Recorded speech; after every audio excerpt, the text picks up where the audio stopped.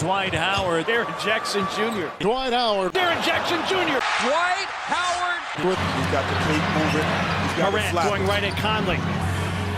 Jaren, a three for the lead. With 5.7. Jaren Jackson Jr. triples the Grizzlies into the lead. 119 to 118.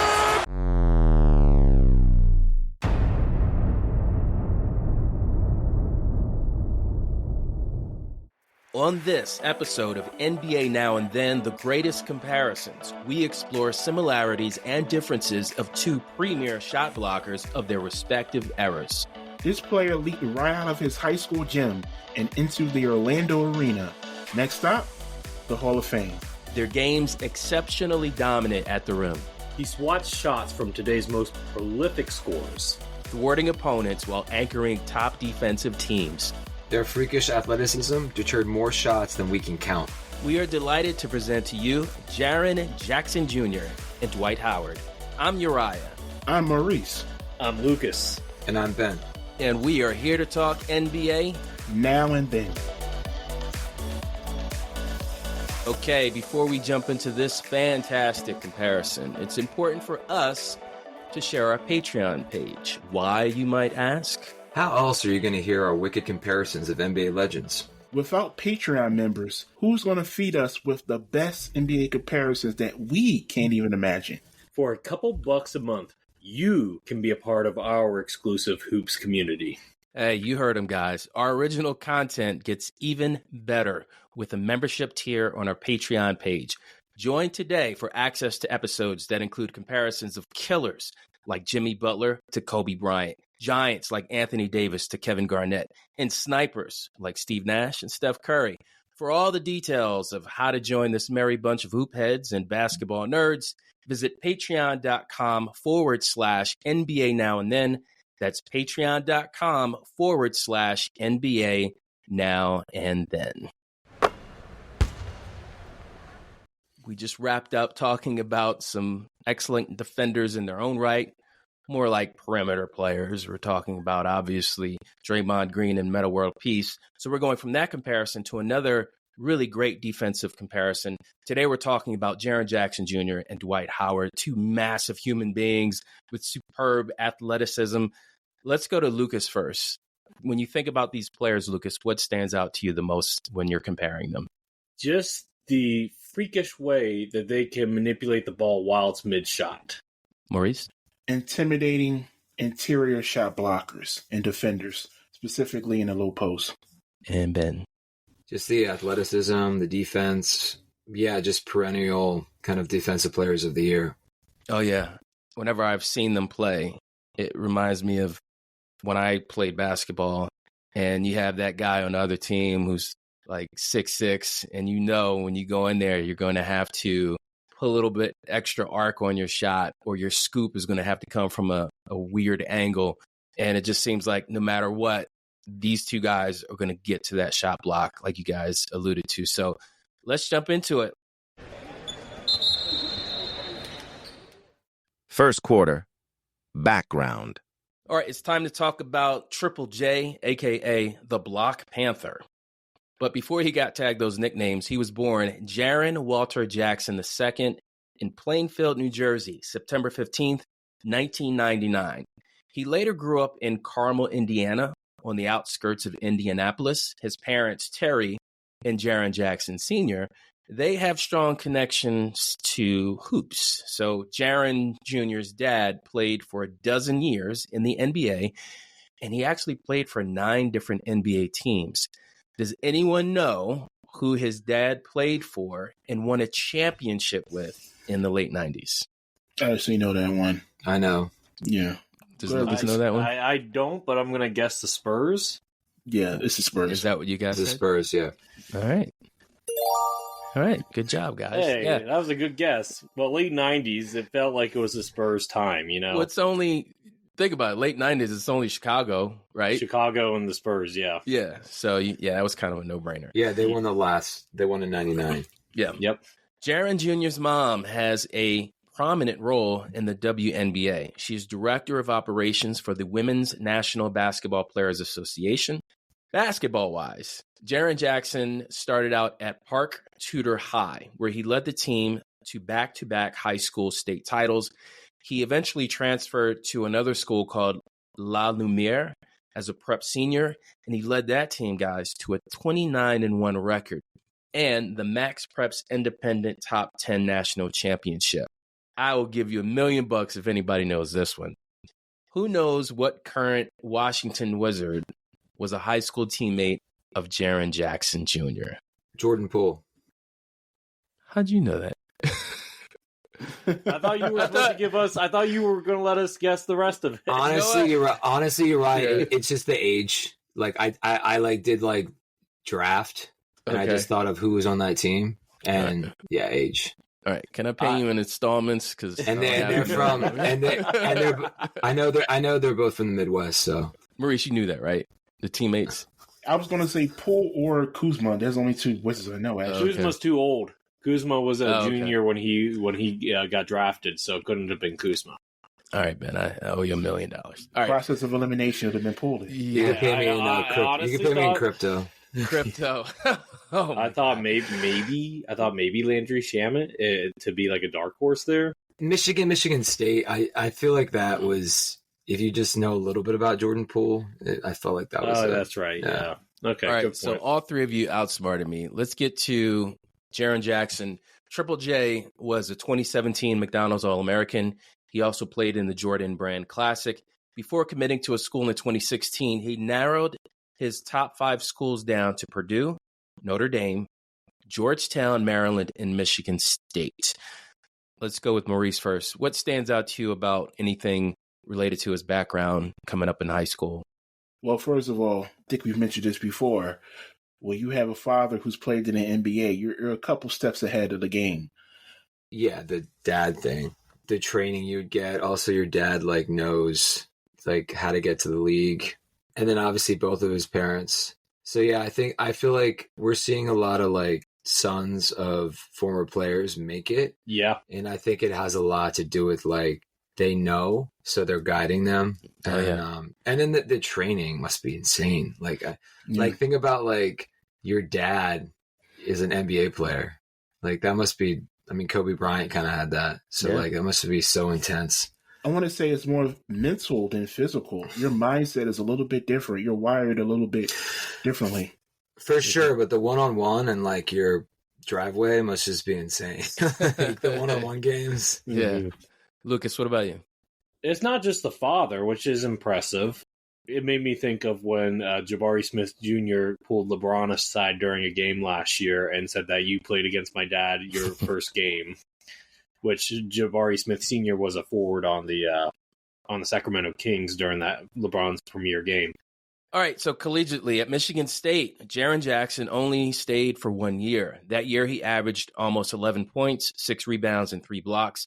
In 22 minutes a game as a Spartan, he shot 51% from the field. Here's an over-under for you. 3-point percentage, over-under, 39%. Under. I'm going to take Lucas. The high on this, and I'm going to say over. Why not? Look at you just guessing. Mr. Lucky Guess. You're always Mr. Lucky Guess. You are correct. He shot 39.6%. From 3. I remember him being a stretch big in college. Yeah, he's not that bad of a shooter, and we'll get into that later. So Jaren Jackson, he became the second player to ever be named Big Ten Freshman of the Year and Defensive Player of the Year in the same season. Who knows the other? Big Ten, Ohio State. There's your hint. We going to say Greg Oden? Yes, you're correct. You're on fire today, Lucas. Good job. All right. In 2018, he entered the NBA draft and was selected by the Memphis Grizzlies with the 4th pick in the first round. With the 4th pick in the 2018 NBA draft, the Memphis Grizzlies select Jaren Jackson Jr. from Michigan State University.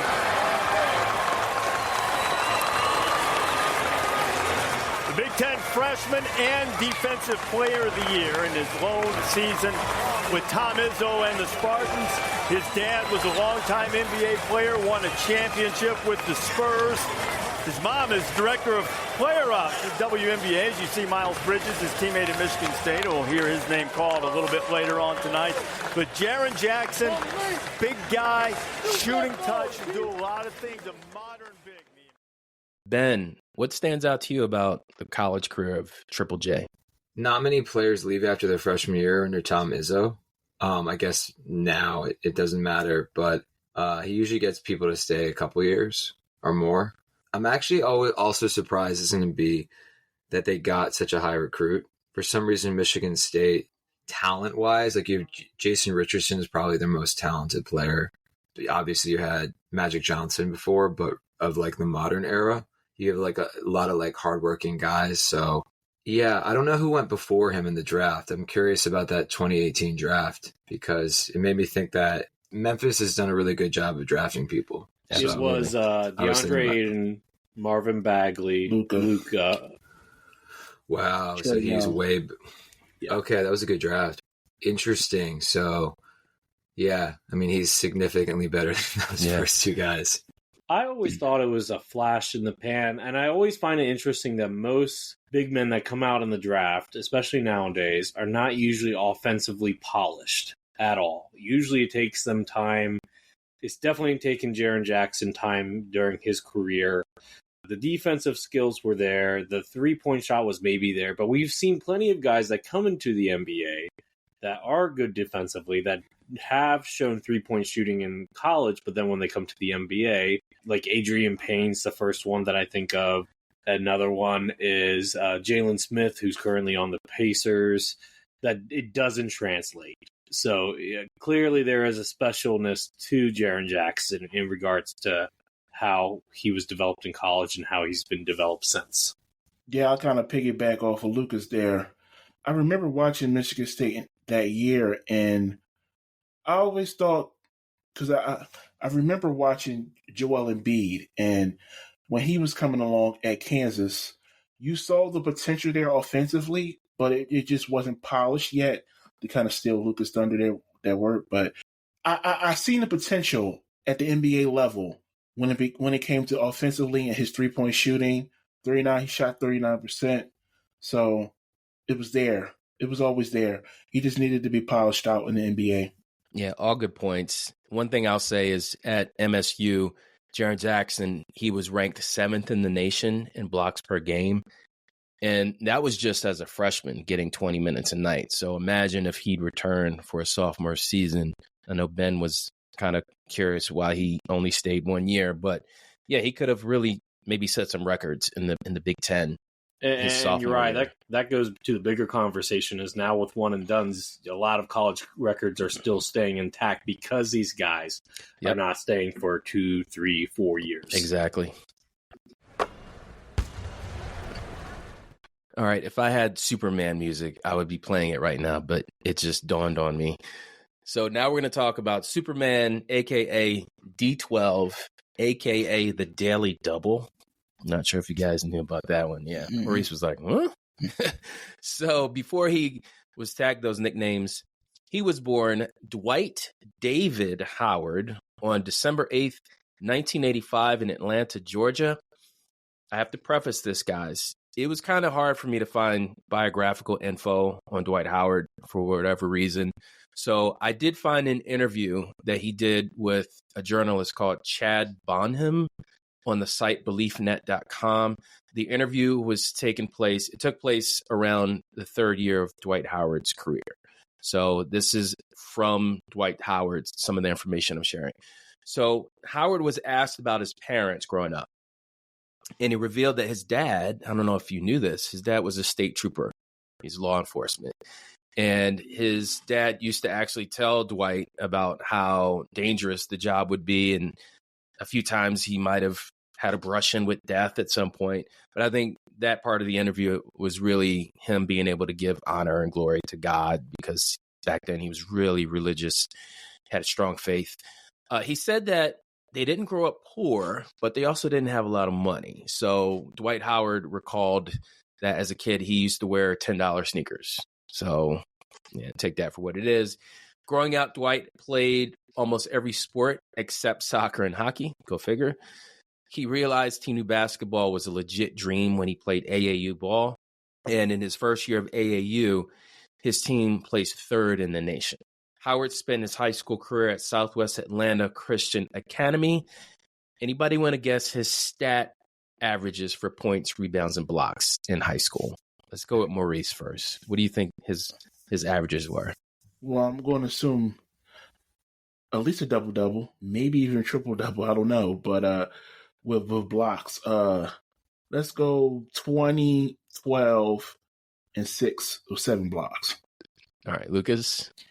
16, 14, and 5. And Ben?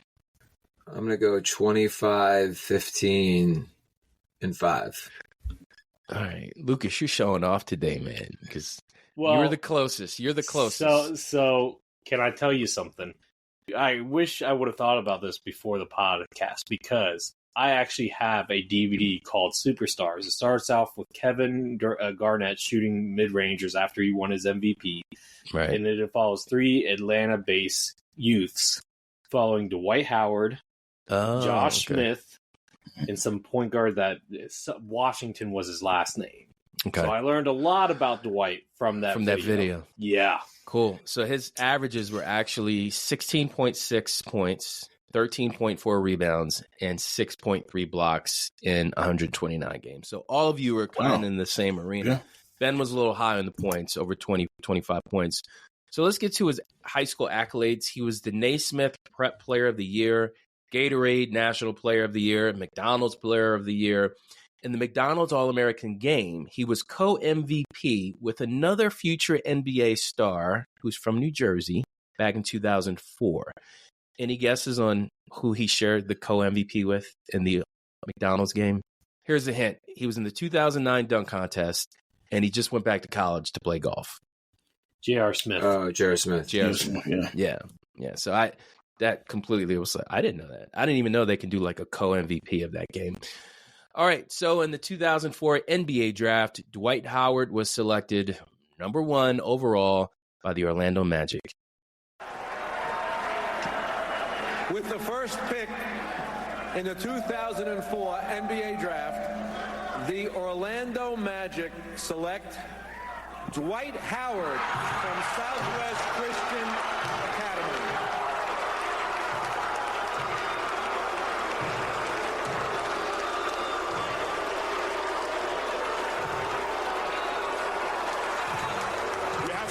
Some of the reaction in the house will be from Connecticut fans who are from just a couple of hours away. And as you would expect, first class on that Okafor with a handshake there for Dwight Howard, who becomes the 3rd high school player taken number 1 overall in the last 4 years of the NBA draft. Kwame Brown with Washington. And, of course, last year, LeBron James, Cleveland. All right, Maurice, what stands out to you about he didn't play college, so is there anything that stands out to you about his background, Maurice? Well, being the McDonald's number 1 player, that stands out. I mean, because clearly you're the best young talent available. And going back to that draft, it's good to hear David Stern. I've always been a fan of David Stern. But anyway, I don't understand the boos. What was the boos for? I mean, great. Something with the Connecticut. They were in New York, and I don't know. Maybe they just didn't like that he was a high school player. Maybe they were mad because he didn't go to college. I don't know. But yeah, that would kind of tie into Dwight Howard's entire career. He was never really appreciated like he should have been. Yeah. We'll get into some of that later. I agree. He's definitely underappreciated, but we're going to bring out all the good stuff today about Dwight. Lucas, what stands out to you about Dwight Howard's numbers or high school accolades? I'm going to go to the draft part of this.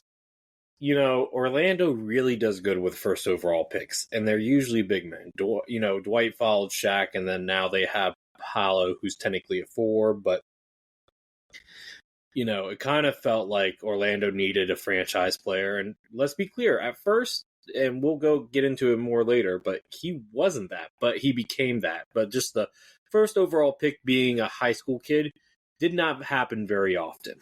I'm kind of surprised he won player of the year with 16 points per game.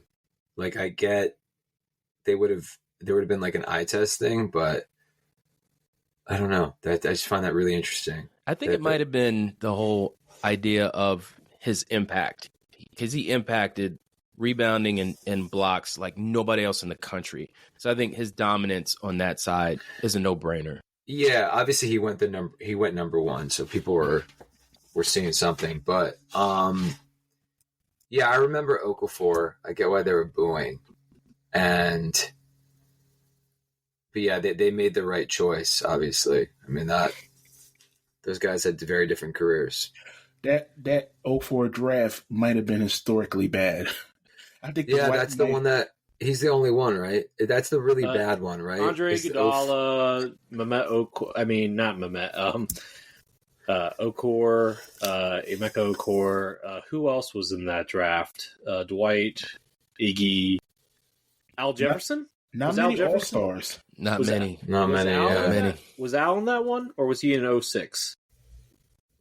Yeah, I don't know. Jefferson, yes. Yeah. He went 16th. Yeah. Okay, so he wasn't. Okay. 15th, the Boston, yeah. Okay, so he's in the draft. There's a few good ones in there. Second quarter. Statistics. Embiid drives. Oh, what a block by Jaren! Holy cow, the defensive gem of the year!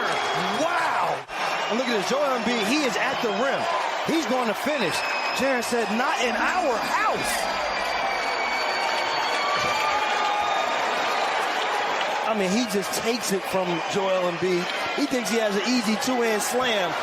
Jaren says to get a nice rest here in this first half.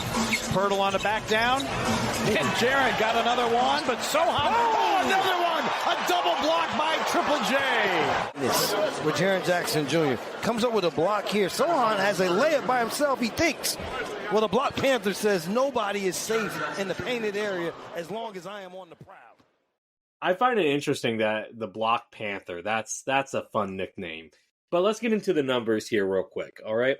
So Jaren Jackson Jr. is listed at 6'11", 242 pounds. He's only worn one jersey because he's only been on one team, and that's the Memphis Grizzlies, number 13. Let's take a look at some of these numbers here.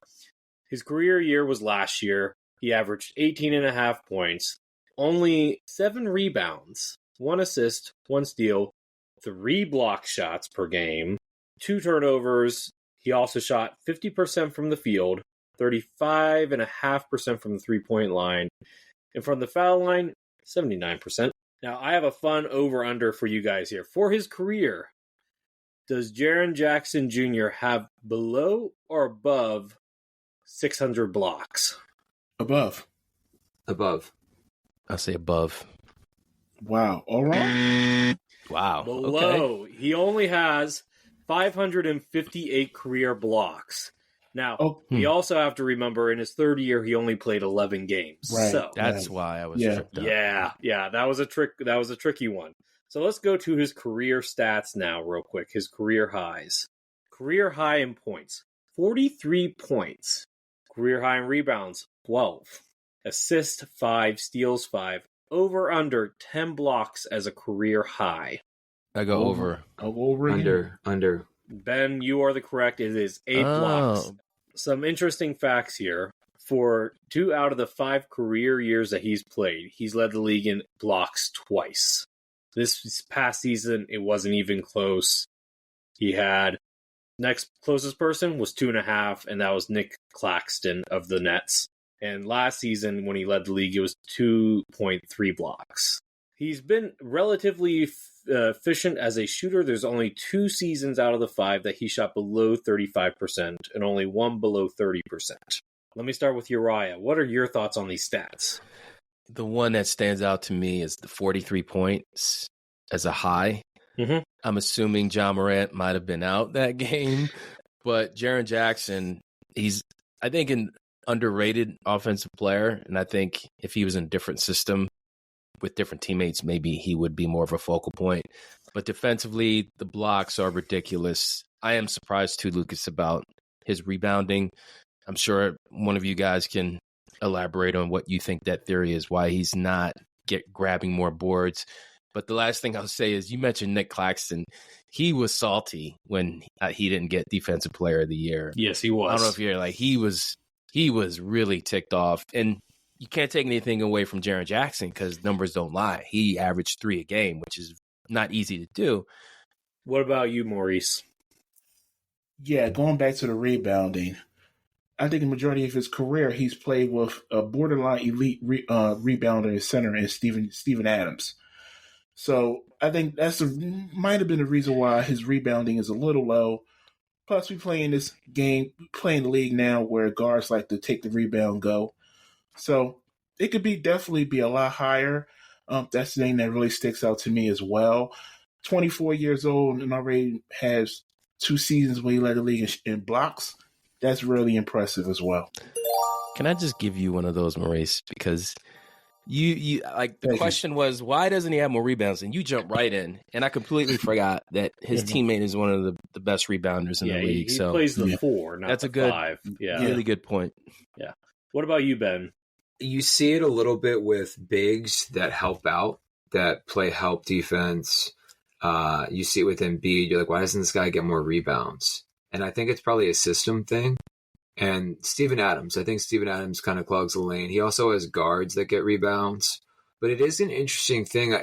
It's almost as if like he only focuses on like blocking shots. It's like it's all he's out there to do, whether it's a help block or a block on his own defender. It's partly why he fouls so much. So also the rebounding and scoring might be low because I imagine his minutes are low, Lucas, because the guy fouls out all the time. But his highest career minutes per game was his second season at 28.5. Yeah, there you go.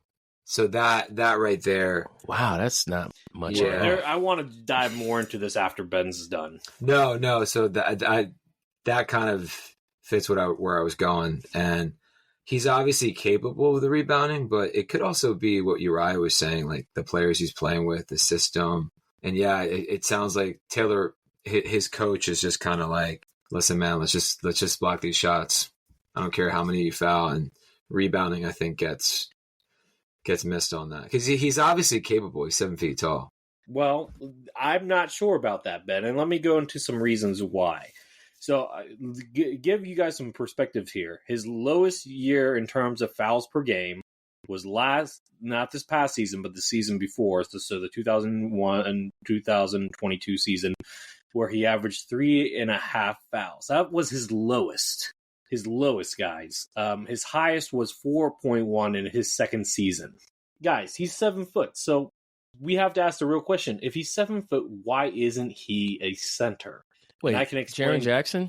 Yeah, he I thought you said he was 6'10". 6'11". Sorry, 6'11". Okay. Essentially a 7-footer, right? Okay. Yeah. Essentially a 7-footer. He's essentially a 7-footer, and he's not playing center. We have to ask ourselves why. You guys say it could be because he's playing next to Steven Adams. The guards that he plays with is taking up some of the rebounds. I think it's deeper than that. And I know I'm not trying to bash Jaren Jackson by saying this. This is not my intention. But did you guys watch the Olympics at all this past summer? Yes. I missed it. So Maurice, you have an idea of where I'm going with this. So my point is that I don't think he has the basketball IQ to stay out of foul trouble while still being an effective shot blocker. And I don't think he's tough enough to bang with the big boys because you saw it. He was the only center that Team USA played, and they were getting out-rebounded by everybody. Yeah, I get what he was almost unplayable. I get what you're saying. He was almost unplayable, exactly. Yeah. And he was their best center on the team. So he can't play center because he does not like to box out and rebound. He only averaged like 2.5 rebounds per game for Team USA or something around there, I want to say. It was not a lot. That's not going to fly. So I don't think he can be a center, which brings up the question is, are you going to have to play this 6'11" guy who fouls a lot with another big man for the rest of his career? Well, speak on that a little bit. Although he is a shot blocker and a good rim protector, interior defender, there's a little bit of finesse there. That's the best way I can put it. Weight-wise, he's around 240. When you banging against guys in the NBA like Joel Embiid and And Zion Williamson. Yeah, he's kind of built like he's Tristan thin, Thompson. He's thin on top, right? He doesn't have the widest shoulders. Right. He doesn't have like the big waist either to like box out people. He's thin framed. He's not skinny, but he's not thick. Yeah. He's a smart defender though. Like I would say comparable to like Anthony Davis. If he was smart, then how is he averaging this many fouls per game? Yeah, but if you watch Memphis games, like he's a big part of the reason why they have a top defense. If not there's stuff he's doing, Lucas, that he does have a very. You might be a little. Steals. He's good. He's good on defense, but I think he's a little overrated. He's a very unusual player because what Maurice was saying is he does have this interesting like finesse, like he'll have like a spin move. He's got a little handle. The 3-point shot looks unorthodox, but it goes in. He's had a very unusual game. Mm-hmm.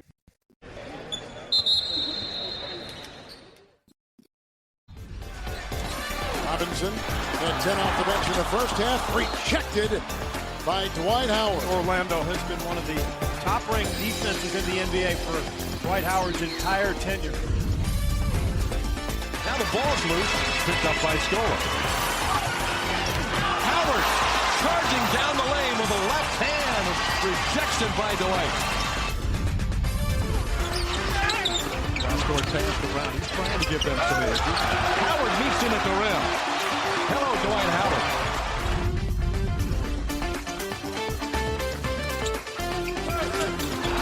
Howard backs it into the third row. This fella's always at the rim, ready to clean it up. He erases other players' defensive mistakes. So those were just some highlights from Dwight Howard. I'm not going to lie, guys. As a little kid, I really loved watching Dwight. He was really fun. He was funny, and he was really athletic, and I always liked big men. So he's actually only listed at 6'10", and honestly, that might be a little generous, because I remember the 1 year where they did heights without the shoes. Mm-hmm. I think he was listed at 6'8". Mm. So, if I remember correctly, but he is currently listed at 6'10". He is 265 pounds. Most of that is his massive shoulders, though. He's worn a lot of jerseys over the years. He became a journeyman pretty quick. So, he started his career with the Orlando Magic, where he wore 12. Then he wore 12 with his first stint with the Lakers in 2013. 2014 through 16, he was with the Rockets. He also wore 12.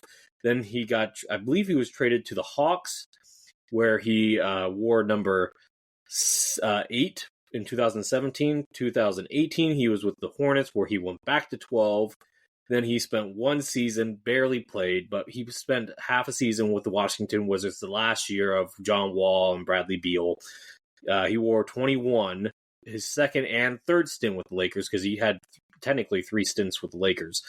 He wore 39, and then with the Sixers, he wore 39 as well.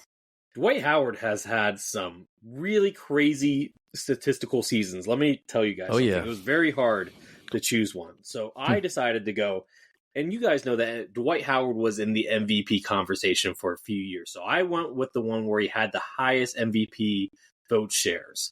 That's fair. That was the 2010-2011 season. There were other seasons where he led the NBA in multiple stats. It wasn't this season, but he was in the MVP race, so I went with this one.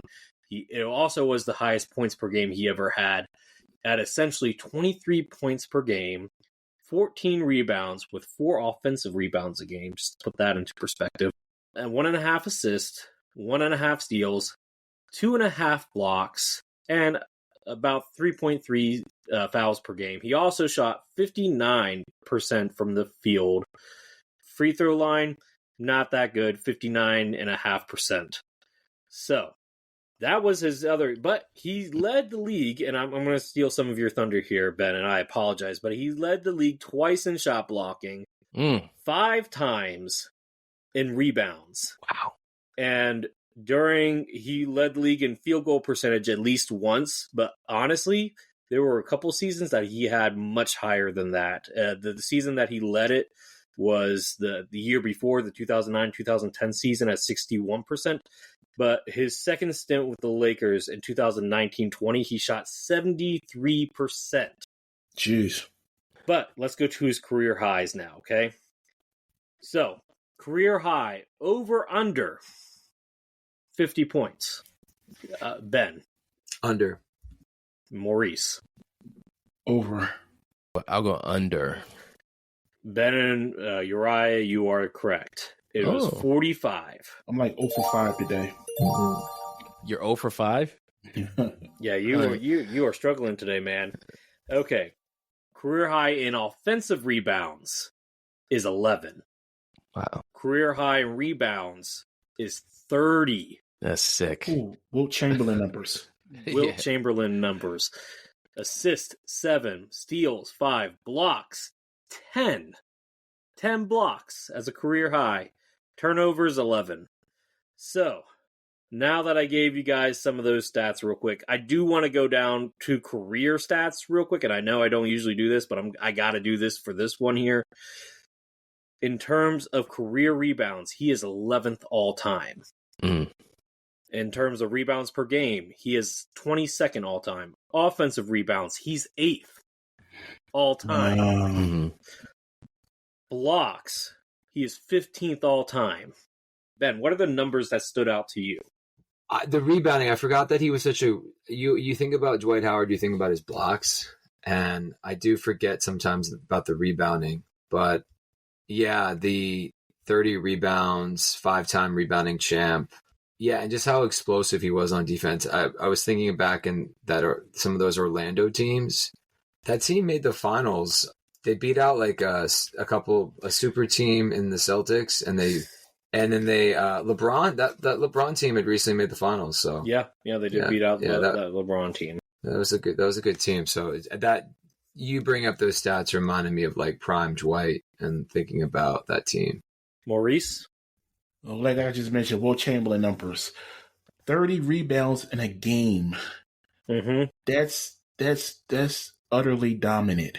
I'm pretty sure the only other modern player, and I'd have to check this out for sure, but the only player that I can think of that's done that besides Dwight in the past 23 years is Andre Drummond, who we know is a beast on the boards. Yeah, and according to him, he's the greatest rebounder of all time. I don't know about all that. Yeah. Anything else, Maurice, you want to add? Go ahead. You're right. No, I want to hear more of what you have to say about his numbers. Yeah, and just I want to say offensive rebounds as well. Well, you said his career high was 8. What was his average offensive rebounds, Lucas? For his career is 3.3. Yeah, but there were at least, hang on, let me count here. The years that he did not average at least 3 offensive rebounds were 1, 2, 3, 4, 5 out of his career, where he averaged under 3. And we all know in basketball, offensive rebounds can really change the tide of a game. Mm-hmm. Yeah. Good point. So, Uriah? I think you said all time he's 11th on the rebounding list. Mm-hmm. I would think he'd be higher because he played for so long and he averaged double-digit rebounds for several seasons consecutively. There's no surprise that he is where he is in the shot blocking category because, like Ben said, explosive defender. Maurice mentioned crazy Wilt Chamberlain numbers. 30 rebounds in the game is remarkable in and of itself. But I think when you consider his teams where he's dependent upon help side defense, he's so quick to respond. And I think that lent itself to the idea of leading the league in shot blocks because he's such a formidable opponent in the paint and fluid too. Pretty nimble for a guy who's 265 and 6'10". Just a few things that I want to add here. In terms of blocks, it was only until 3 out of the past 4 seasons he averaged under a block per game.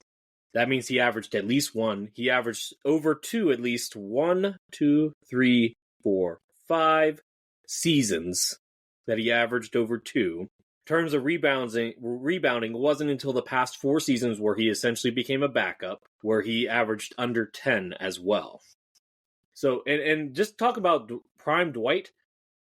I think it's not outrageous to say that in terms of pure athleticism, Dwight Howard in his prime was the most athletic center in NBA history. Debatable. I think Wilt Chamberlain. We don't have a lot of film on Wilt, and he didn't really have to do that much jumping. Yeah, in terms of athletic jumping. Listen, you mentioned earlier about people fouling out a lot. Wilt Chamberlain, he has some crazy record where he went seasons without ever fouling out of a game. Wilt Chamberlain, I used to kind of hate on Wilt a little bit, but when I read up on the background and some of the things that he did, it was crazy. We can get into a Wilt Dwight Howard debate or comparison in the future, but let's move on. I'm just saying, from all the centers highlights that I've seen, Dwight is easily, because Wilt's playing against competition besides Bill Russell. There was nobody even close to him athletically. The league wasn't athletic back then. True. That's why I said that's debatable. But I will say, going from Shaq to Dwight Howard as the two most dominant centers back to back. But the thing is, Dwight was easily the best center, but I don't know if he was offensively that dominant. He only had 4 seasons where he averaged over 20 points per game. And like I said, his career high was 23, essentially. So he was a force. But he did not have a back to the basket game. No, I mean, look at the centers we have right now that are the offense. He's nowhere near that. Third quarter, accolades. At the beginning of the year, did you say to yourself, I want to be the defensive player of the year? 100%. It's something that would only take our team to the next level if I'm on that type of time, playing defense, helping everybody out. Whenever we're playing like that, team defense really helps us. It goes a long way. I have a kind of a co-guy right here on my right, Dylan Brooks, who brings it every night. And we kind of lay the foundation for what we need to do as a team. So, I mean, I definitely said that to myself, and I know he did too. And I'm glad we got one to the 901. All right, guys, that was Jaren Jackson Jr. talking to Shaq after winning. He is currently the reigning Defensive Player of the Year. Jaren Jackson Jr. has only played 4 NBA seasons, and he pretty much missed an entire season. So it's really only 3. So he doesn't have the biggest resume as far as accolades. So how many times has he made an NBA defensive team? 4 times. 2. Twice. Yeah, it's twice. Has he ever made an all-star team? No. What? 1? Okay. 1? Okay. This past season, guys. 1, yeah. Okay. All right. So basically, he's 2-time All-NBA defensive first team, NBA defensive player of the year, and he's an NBA All-Star. So he's kind of and he's 2-time blocks leader. So when you say that out loud, that's pretty impressive. But again, we're analyzing someone who has about a 3-year career, but you can kind of see that he's going to have an incredible resume. He's working on his offensive game. You see a little bit more offense every year in his game, and hopefully the rebounding improves. But yeah, I would say, so what do you think, what stands out to you guys? And one more thing, he was all NBA rookie first team in 2019. So I want to give that a shout out. But Uriah, I'll start with you. What stands out? This reminds me of when we were talking about LaMelo Ball, Ben, and you were kind of stumped because he's so young. But I think the emphasis is the youth and maturity and how quickly players like Jaren Jackson have refined certain skills that most NBA big men don't even develop in an 8 to 10 year career. So for him to win these accolades, Defensive Player of the Year, make an All-Star game, and all defensive team, I think you just have to tip your hat to him figuring out how to merge his natural athletic gifts with the skill that's required to patrol the paint, protect the rim, and be that defensive anchor that Memphis needs him to be. For sure. And one other thing that we haven't really mentioned, and obviously Maurice will get into this with teammates, but Jaren Jackson Jr. they've been a playoff team. and like arguably not like a first round exit team, but like border fringe. A real I would say contender. not a fringe contender, and currently with the current roster, definitely a contender. Yeah. So that's something to consider too. This guy's impact is much like we were talking about, like a Draymond. It matters. Maurice, what about you? What stands out? Yeah, and for me, being a 4-year player, when you get selected to an all-star team, there's a fan vote involved with that also. So the fans think that, hey, this young guy is pretty special, and let's put him on a team with the best players in the world and see what he does. Yeah, good point. Yep, that's true. And we'll see if he makes the Olympic team. Probably not with Joel being added, but hopefully he still makes it. Lucas, what about you? I think the NBA really values shot blocking and help defense in today's award voting. So I think as long as he continues to do that, he'll get more awards. Like I said before, I think he's slightly overrated. I think he's a good shot blocker and good help defender, but I also think he hunts shot blocks instead of playing good, down-to-earth defense too, and that's why he brings himself into some fouling situations. But overall, he's a good player. I'm not saying that he's not a good player. I think if he can get a little bit smarter on defense, cut down on the fouling, I think he'll even be better. Yeah, for Maurice's point, for him to appeal to fans when the NBA fans are obsessed with dribbling, passing, and dunking and scoring, for him to get in there and he's not even the number 3-4 option on offense, that shows the respect that fans and coaches have for Jaren Jackson. Yeah. Yeah, and I'll end with this. All-NBA rookie first team. Think about the guys on that list. You have Luka and Trey. He's in a pretty good star-studded draft. So the fact that that surprised me the most. I didn't think that he was that dominant right away. So. Miss Claudia Jestro, please. Dwight, congratulations. As you were holding that trophy, what went through your mind? Oh man, I was just like, man, this is the moment that, I've been dreaming about every day, since I came back to this team, holding up the trophy. It really still hasn't hit me yet, what I'm saying, that, we won. So right now I'm just trying to enjoy this moment. I'm very thankful and grateful just to have this opportunity. And this is a blessing from the Most High. So I am, oh man, I don't have a lot of words. I'm just very grateful. All right. That is a clip of Dwight Howard after the Lakers won the chip. Uriah? Yeah. All right. Championship. And they won the NBA championship in the bubble. Mm-hmm. No asterisks there.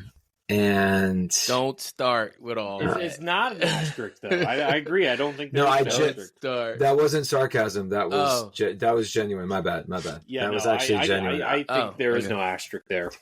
All right, so we're gonna get through that. This guy he's 37, so he has had a career. So this is gonna be a much larger accolade list than Jaren Jackson Jr. All right, so I'm gonna get into it. All right, how many times has Dwight Howard been an All-Star? Let's start with you, Lucas. Ooh, okay. I know he got one with Houston, only one with Houston, and then the rest were with the Magic. So I don't think he got it his first 2 years.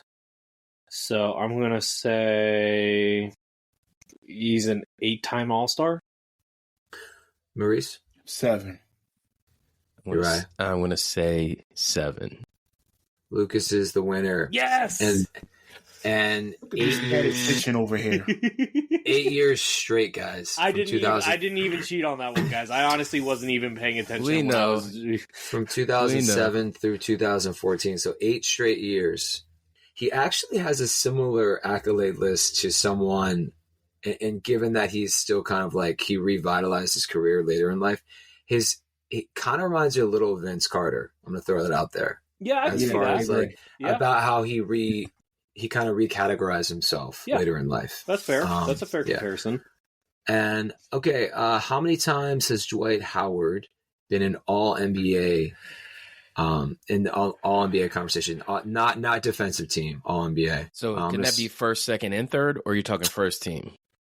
Let's do Let's do first team. Okay. You're right. Oh, I'll go 3 times. Lucas? I'll say 6 times. Maurice? Hey, Lucas has been right, so I'm gonna look on his paper. You cheater. We're going to sit you across the room in the corner, Maurice. All right, so Maurice and Lucas were close. It's 5. Okay. But this isn't a slight on Dwight, but it kind of shows how probably weak the league was with bigs, because he's an 5-time first team.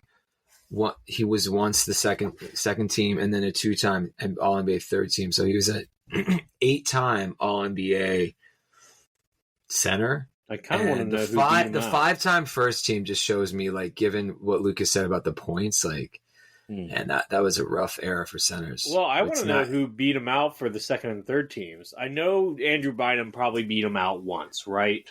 Ben Wallace.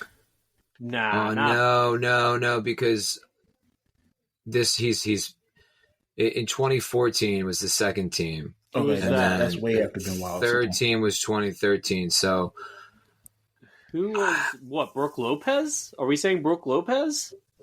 Not for all NBA. Marcus Gasol. You know what, Lucas? Maybe Gasol. No. This is the most controversial because it was the position.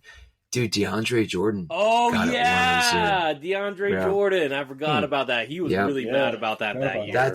Look at the centers now. God, man, it's such a weak era. All right. Really anyway, 3-time. All right. He's a 3-time NBA Defensive Player of the Year and 3 years straight. 4-time All NBA Defensive First Team, All NBA Defensive Second Team. So he's actually this was kind of surprising, only 5-time All NBA Defensive Team, given his prime was short. I thought, his prime was short. Again, like similar injuries. How many times, Lucas, I think you mentioned this, but how many times was he a rebounding champ, Uriah? Rebounding champ, I want to say look at the screen. 4 times. 4, 5. All right, fine. 5 times, Lucas. Lucas is giving us pity now. Lucas already mentioned it. It's 5 times. Yeah, it's 5 times. All right. And then he's a 2-time NBA blocks leader in 2009, 2010. And then I got to mention it. What year did he win the dunk contest? Which time? He won it more than once? He did? Nope. He's only ever won it once. What? He participated twice, but he only won it once. Yeah. Oh, was it the year that 2008? Oh, it was the year that he won. He put the cape on. Yeah, it was 2008. Superman. And he blew out a candle on a cupcake. Yep. No, that was Gerald Green. That was Gerald Green in 2005. That was? Oh, I thought that was Dwight Howard. You're right. I'm surprised you don't have the clip of Kenny the Jet Smith saying Superman is in the building. Man, Shaq was not happy about that. Shaq hated that. I remember that. Yeah, it was 2008, guys. So Lucas again. Lucas is definitely a Dwight fan because he knows a lot. Lucas's bedroom, even today, has about 10 posters of Dwight Howard on it. Don't tell people. It's interesting. It's interesting when we do because we're a little older and I don't know that era. It wasn't that I didn't watch basketball, but I wasn't that involved in the Orlando Magic. All right, and I think his most important accolade, given the clip that Uriah just played, he was the NBA champion in 2020. And so he got that chip. And that's about it. I mean, it's a pretty impressive list, I would say. Like I said, I love the Vince Carter comparison. Lost his athleticism as he aged, as players do. And I think he did a good job of having a chapter 2 where he's like, yo, I'm going to be this help defender, this backup center in my 30s. And hopefully he gets to play again because I think he's still got some game. Let me ask you guys something here real quick. If Dwight was in his prime today, where would he be in terms of best center list? Honestly, Lucas, he would not be top, in my opinion. He would not be, he wouldn't be top 2. No, definitely not top 2. Would he be, is Bam, Sabonis, and Karl-Anthony Towns? I think Karl-Anthony Towns is better than him if he's healthy. No, personally. I don't think so. You don't think so? I think he's third. Prime Dwight, I think, would be third, but quite a big gap. Yeah, it from would be a the big top gap. two. Yeah, because he doesn't have any offensive skills besides, dunking the ball. Well, you have to consider, defensively, no one can touch him in this era. But he was an unstoppable alley-oop threat. Well, and here's the other thing, too. There's more space in today's game, so would he be better as a pick-and-roll threat? Good roll man. Yeah, that's a good point. Yeah, I think he is better. There's such a big gap between the top two, but he is better than Sabonis and Bam Adebayo. Like, we could all agree on that. him and Bam are probably the closest ones, because I think even though Sabonis had a better season this year, I still think Bam's the third best center. And then if Towns could just stay healthy for a year, I actually do really like his game offensively. It's just defensively. Their games are so the opposite ends of the spectrum. But so I think if you had a modern comparison, it'd be Bam. All right, so what do you guys think? What stands out? I'm going to go with you, Maurice. And you compare him to Vince Carter, and Vince Carter never got the chance to win a championship, which is sad. But it's always good for me to see the longtime vets finally win one, even if they have to ring chase. In this case, I don't think Dwight Howard ring chase. I just think he was just on the right team at the right time. Yeah, we've talked about the bubble championship before, but it's always good to see Dwight or any veteran win an NBA championship to complete their career statistically. They can always go in the Hall of Fame and say, "Hey, I got a ring." And he helped that team too. Like, he was a big part of that team. What about you, Uriah? What stands out? I was going to say the same thing, Maurice. The championship. It was seeing him go through all the stuff he went through, as people labeling him as an aloof player or a quote-unquote not good teammate for whatever reason. Kobe actually dragged his name through the mud for being soft, and I think that's unfair, especially when the guy has the numbers to back it up. You can't lead the league in rebounds and block shots and be considered a soft player. I'm sorry. Yeah. And if there were such thing as a statistic that they would archive in terms of the number of shots that he deterred, like made guys think twice, reluctant to even shoot the ball. Yeah. He would be up there in the high category. But yeah, I think, Maurice, you made a good point, and I want to stick with that too. It was really good to see him earn that championship. First off, is that let's go back to the when Kobe called him soft. Dwight Howard was dealing with a back injury that apparently made it so hard for him to even get out of bed. He had to get back surgery. He should not have played that season in LA, but he felt like he was going to let people down. 2, Dwight probably should have won an MVP. Probably the year that Derrick Rose won it, in all honesty. That's a tough one. I get it that big men didn't win MVPs at that point, but you got to admit what he was able to do with that Orlando Magic team was special. Also, that brings me to my third point here. That Orlando Magic team set up the blueprint of how to play with a big man in the modern NBA. Have 4 out. You had Hedo Turkoglu, Rashard Lewis, Jameer Nelson, and whoever the 2 was, whether it be Courtney Lee, Mikal Petrus, whoever it was. You have to play 4 out with a modern big in today's NBA. Dwight Howard's Orlando Magic was the start of that. So I think that that's important. Yeah, you're right. That's a good point. That was kind of like they surprised everyone. They made the finals. And you're right, Lucas, because it is interesting. I wonder what the stat would be on this. To get 5 All-NBA first teams and not have an MVP, I think that's probably pretty rare. So that's a lot of first teams. Fourth quarter, teammates. What are some things you learned from Marc Gasol through the course of the season? How to defensive position is huge.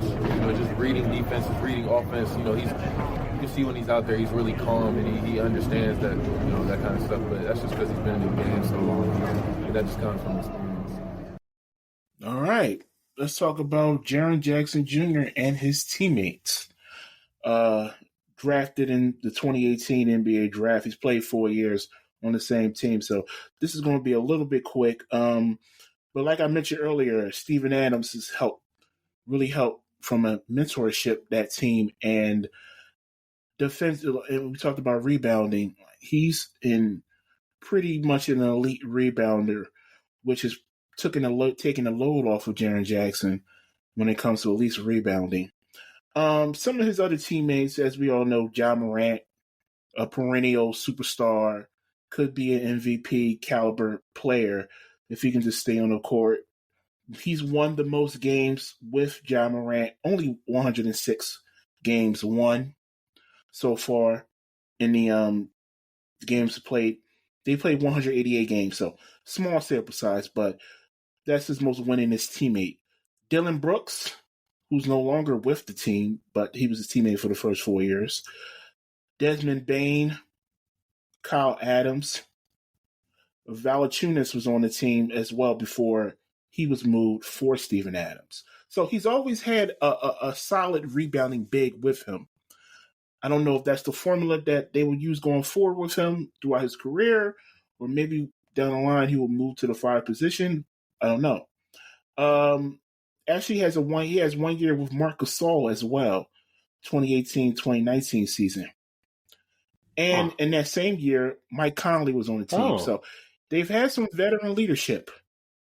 Jay Crowder, Garrett Temple, Tyus Jones, who's no longer on the team, DeAnthony Melton, Grayson Allen, and now this season they've added Marcus Smart and Derrick Rose. This is more of a question of a projection going forward with the Memphis Grizzlies. Where do you guys see that team, that roster, and that core going forward with Ja Morant, with Jaren Jackson, Steven Adams? What do you guys see them potentially being a contender in the West going forward? I'm going to start with Ben. Definitely a contender. I think Marcus Smart, the Celtics are going to see how missed that guy is in the playoffs. Agreed. A lot of heart. And he brings them veteran leadership that they desperately need. And the coaching on Memphis, you just named so many guys that have been developed and now are playing well on other teams like Grayson Allen, Tyus Jones, Dylan Brooks. But that team is, if they can stay healthy and on the court, like you said, they've got a lot of dogs on that team. And so I think given that the West is a little more outside of Denver, I don't see the West being, the Lakers are good, but I'm still not a full believer. I think Memphis could be that team, if they're healthy at the right time, that could upset Denver. Lucas? So I think this season with Ja Morant being suspended, I don't see them being a contender. Honestly, there's a chance in my mind if things go south. Only 25 games. Just hear me out. I think there's a piece in my mind here that it could go so south because Marcus Smart's personality is really big. We know that he clashes with coaches. And honestly, as good as Taylor Jenkins is with his stats, with his game planning and stuff, he doesn't control the locker room. Dylan Brooks and Ja Morant situations last year proved that. So I think that this could very well implode this season. That being said, outside of this season, I think they're going to be a contender. I think they still need a go-to wing, like a big wing, but I think they're going to be a contender for a long time, just not this year. But real quick, do you value the leadership of I do, Marcus but I Smart also and think Derrick Marcus Rose? Smart thinks he knows better than the coach. I mean, did you not notice how much him and Joe Mazzulla clashed last year? So that's just Fair point. I'm not saying that you can't coach, that Marcus Smart isn't a coachable player, but young coaches like Taylor Jenkins, Joe Mazzulla would have a hard time with him. And honestly, like I said, I don't think that Taylor Jenkins has a good control of the personnel in the locker room. Ja Morant and Dylan Brooks being prime examples of that. You're right. Yeah, the evidence of conflict with Missoula, I'll give you that. But you have to consider that they actually had a winning record and were doing just fine without Ja Morant 2 or 3 years ago. They actually, I think they might have had a... Yeah, but that's with Tyus Jones, not Marcus Smart. set. And I think Tyus Jones might be a better offensive player than Marcus Smart. Well, that's debatable, but I think the whole idea of him being a veteran, he's older now. If he was younger, like 24, 25, I could see him going in and shaking things up and being a disruption. But he's older now. Maybe he changed his hair from green to blue. I don't know yet. But, that's a major decision that could affect winning, right? So there's also like they have the 2 back-to-back MVPs on their team. All right, I'm sorry, Defensive Player of the Year on their team. Yeah, and they have Marcus Smart and Jaren Jackson Jr. That makes a difference. You have a guy who can really defend the perimeter and sacrifice his body for the greater good of the team. And then you have Jaren Jackson patrolling the paint. So I think their defense is going to be good, and but I for don't the trust next the few offense, years. especially without Ja. Who do you have? Desmond Bain, who's really a third option on a great team. Like I do too, but I don't think that that's going to be enough, especially with Ja out. So I think they're going to have to dig themselves out of a hole.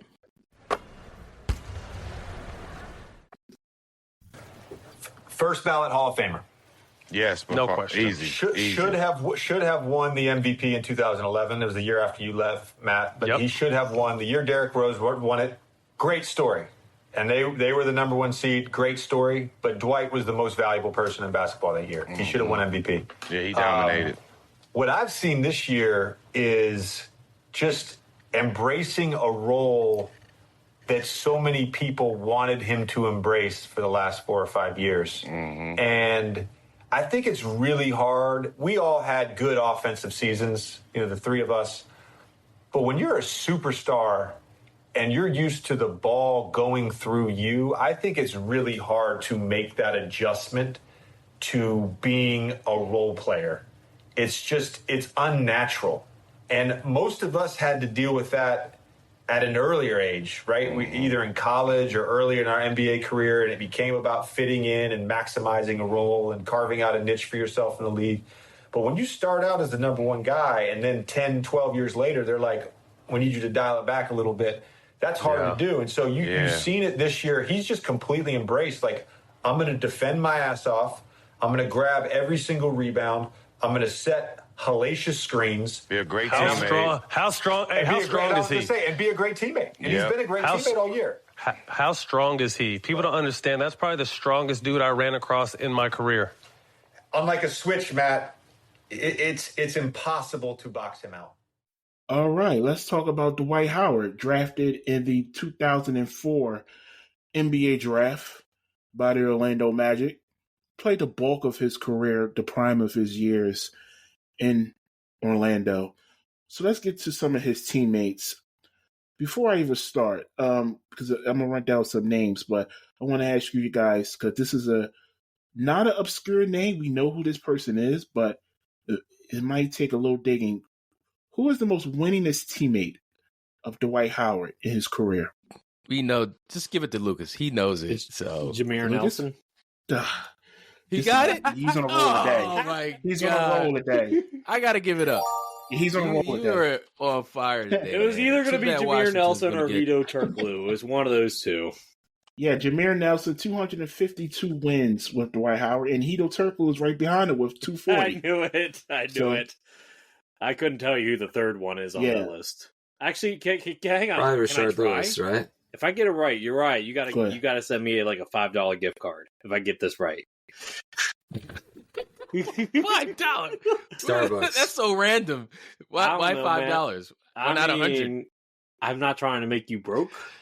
Look, I owe Ben $1 million, so you just have to. I don't got $1 million, but I'll try. Let me see here. I'm trying to think of who he's played with the most outside of those two. Is it Rashard Lewis? Yes, it is Rashard Lewis. Ben mentioned it first, though. Yeah. Okay. Yeah. Ben mentioned it first. Rashard Lewis 175 wins with Dwight Howard. Actually, he has the highest win percentage of the three with Dwight Howard, 69%. That's interesting. That team was well constructed. They really with all those were. shooters. Yeah. They really I think were. Jameer Nelson's injury kind of derailed that team, and Dwight wanting to get out. Yeah. They were a viable contending team during that era. We kind of forget that From era. like 2007 to 2011. Yeah, that's about a good 4-year or 5-year window. Other teammates Dwight played with: Tony Petit, Grant Hill for a short amount of time, 04 to 07. Vince Carter for 2 years, 2010 to 09 to 2011. Steve Francis, that's a name we haven't heard in a while, for 1 year in Orlando. Matt Barnes, I think we heard Matt Barnes in that clip. Yeah. Mm-hmm. Here's a name: Brandon Bass. I remember Brandon Bass. Courtney Lee. Yeah. Yeah. Former Celtic, yeah. JJ Redick was on that team as well. Rookie, his first couple years. Rayford Alston. Seems like he's been Skip to my Lou. Jason Williams, 09-010. Katino Mobley, Doug Christie, and Glenn Big Baby Davis. Another person we've talked about on this podcast, Gilbert Arenas. Did you got Vince Carter on that? Did you? Everyone goes to Orlando to Vince on that list? to give it up, man. Did you say Simi? Yeah, Vince. Okay. Vince. I said Vince Vince. Carter. It's like Orlando before you retire. Yeah, that's what that list told me. Real quick, did you guys legitimately think that they could have won a championship, Uriah? I think they should have and could have. They lost to the Lakers. Right. I think that was an experience thing. You had Kobe, who had been there many times, and other veterans on that team. I think it was Dwight's first time, Jameer Nelson's first time, obviously Redick. So I think had they returned and maybe had a rematch, they could have maybe stole one. But I think they had the talent. They had the shooters, Turkoglu and Rashard Lewis, all the guys that Lucas has mentioned. Lucas has salivated about and dreams about every night. Rashard Lewis was definitely underrated. Very underrated. Yeah. So I think they should have. Lucas? Yeah, the Jameer Nelson thing. Yeah, I'll let Lucas go because this is his squad. No. We're gonna make him wait. He already monopolizes everyone's segment. Interrupts me talking about the Washington Commanders. Go ahead, Ben. I like what Lucas said about our Philly guy, Jameer Nelson. Shout out to, I used to go to those St. Joe's games when I was at LaSalle and when they were number one and they would just destroy our team. Yeah, Jameer Nelson, his career, I think people forget how good he was. He was an all-star. He was, a top 5-6 point guard at one point in his career. Yeah, I think I really like what Lucas said. I think that was the player when he got hurt that they just couldn't recover because he was their floor general. I do think that team maybe reached their peak though, making the finals, upsetting the Celtics without KG, and LeBron's team was they had made the finals. The East wasn't deep, but it was top heavy back then. So I think that was a shock that they. What did they do in the finals? By the way, how many games? Yeah. Okay. Yeah. I think that might have been their peak, if I'm being honest. Yeah, that was their peak. And once LeBron went to Miami, they were done. Look, I agree. I think that was their peak. I think that was their 1 year. And it just Kobe was Mamba Part 2. And nobody was stopping that once it got going, except for Father Time. Another thing that I forgot to say is I think it was either after that season or the year after, Hedo Turkoglu left in free agency and then came back a year later, but was a shell of himself. So in reality, it was a very short window for that Orlando team, and they were really good and they were really fun. Could Dwight Howard have been the best player on a championship team? I say no. Despite having an MVP caliber season, I think that overall during his prime, I think that he probably could not have been the best player because you needed to have a better scorer and a bigger personality than him to win a championship, and that Orlando team did not have it. So after Dwight's run with Orlando, he was traded to the Los Angeles Lakers. Only played one season with the Lakers. Of course, he played with Kobe Bryant. They had their issues. I think it was a viral meme that went around for years of Kobe calling Dwight soft. But like Lucas explained, that was a year he had a back injury. He was shell of himself for that season. Yeah, for that one season, and of course he had another two stints with the Lakers. But that season in particular, he played with Kobe, another person we've highlighted on our podcast, Metta World Peace, Steve Nash, Paul Gasol. That was a good Lakers team, and for whatever reason, injuries, locker room turmoil, they couldn't put it together, but they definitely had the talent. I can tell you why they didn't put it together. It was Mike D'Antoni. The system. Okay. Mm-hmm. And good, like, we saw this with Brooklyn recently. It's not... Oh, it's about talent. This isn't 2K. Like, you have to have... There's pieces that have to fit. You kind of see it with... Yeah, championship team isn't just like Steve having Nash superstars. And Kobe Bryant was never going to be a good fit. Yeah. I mean, that should have worked. Nash was too ball dominant, and so was Kobe. Yeah. And moving on a little bit, and after that, he signed with Houston Rockets. He played with James Harden, played with Patrick Beverly, Chandler Jones, Clint Capella towards the end, Jason Terry. That was a contending team, but they were young.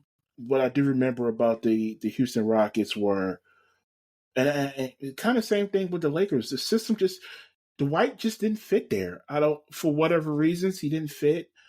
After that, he made some stints with other teams. He signed with the Atlanta Hawks, his hometown team. Didn't really do much there. Schroeder, Millsap, Kyle Korver. Wasn't a good stint with Atlanta, his hometown team. After that, he went to New Orleans, played with the Hornets. Yes, he did. Yeah, Oh my God. It was horrendous. Completely forgot that. Jeez. Yeah, a stint with the Hornets. Who was on that team? I'm curious. Who was on that team? That was Kemba. That was Kemba? Wow, he played with Kemba? 2017-2018 season. No way, Kemba was in Charlotte. No, he wasn't in Charlotte. New Orleans. That's where he's at. The Hornets. Dwight was with the Hornets. Yeah, remember they were from Charlotte? They were from New Orleans to Charlotte? Oh, I got it. Okay. All right. So in that transition, it was okay. Yes. All right. So they Kemba, Michael Kidd Gilchrist, Marvin Williams, Nicholas Batum, Jeremy Lamb, and Michael Carter Williams. Oh, MCW was there? Oh, gosh. Yeah. Now, after that, he had another trip. Where did he go next? The Wizards. The Wizards. Lost there. Yeah. There was the Wizards. He had half a season. He was injured. Yeah, he got injured. Yeah, and that was John Wall, Bradley Beal, Otto Porter, Kelly Oubre. Now, after that, he went to the Lakers, the 2019-2020 season. I think we've covered this. We just talked about this. That was the bubble year.